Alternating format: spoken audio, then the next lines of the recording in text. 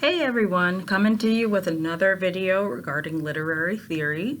And so I'm taking you through kind of the ones that I use in the order that I use them. So probably the most important one for my research is Marxism, but the one that kind of informed my teaching is reader response criticism. And what that suggests is that texts do not create meaning for readers without the active participation of the reader. So it doesn't matter necessarily what the author intended for us to get out of the text. Every reader brings something new, their life experiences, etc., to the reading as they're doing it. So they're going to focus on different things that perhaps the author didn't intend. They're going to possibly miss things that the author was like so sure was super important to this text. So for the reader response critic, it's not that we just passively accept everything. There's like an active relationship is what this school of thought is interested in, which is why when I'm teaching you guys, I'm constantly saying like, yes, there's possibility that there are 100 different meanings, some that I don't even know about, that you are telling me about this text, because your experience and my experience are going to be different.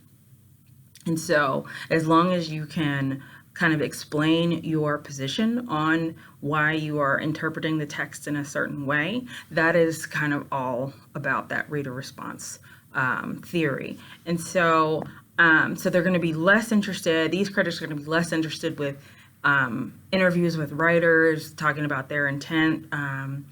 J.R.R. Tolkien famously wrote The Lord of the Rings and then wrote like a bunch of stuff trying to tell people what The Lord of the Rings was about. And he was like trying to keep control of what the narrative was supposed to be. But a reader response critic is not going to be interested in that kind of interaction.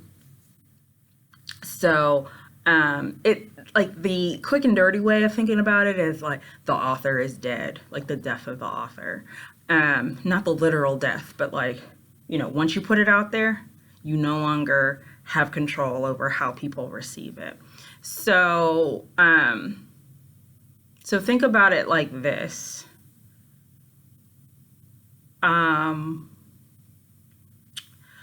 With the first, no, not with the first novel that we did.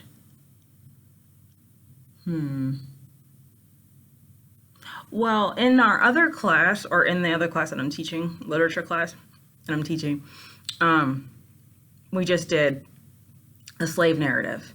And in it, the woman the author talks a lot about motherhood and the challenges, the special challenges that enslavement presents to mothers. And when I was first read this, maybe in 2009, that completely went in one ear and out the other. I don't understand what you're talking about. It's like I understand it intellectually, that yes, it probably would be hard to watch your children be abused or treated as property.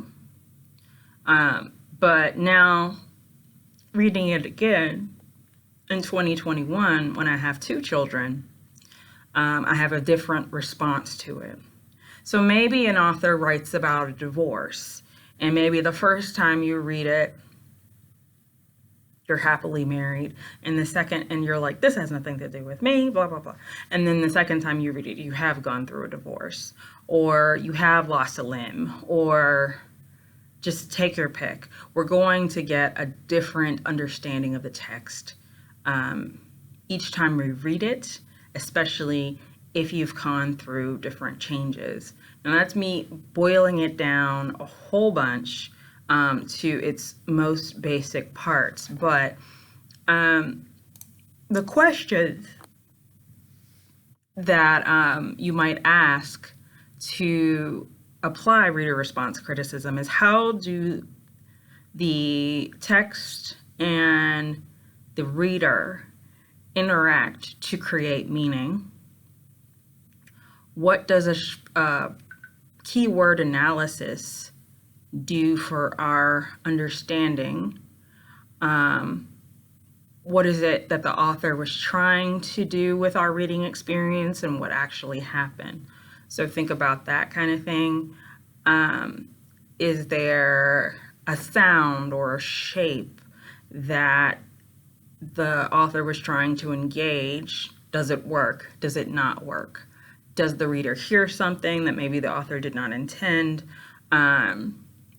Is it that there's alliteration or some other kind of word sound that's happening for you as reader that perhaps is not happening for the writer? And how might your response interact with what is going on with the story? Okay. So it's all about you with reader response criticism. Think about that. So that's all I have for this one. Let me know if you have questions, and I will talk to you soon.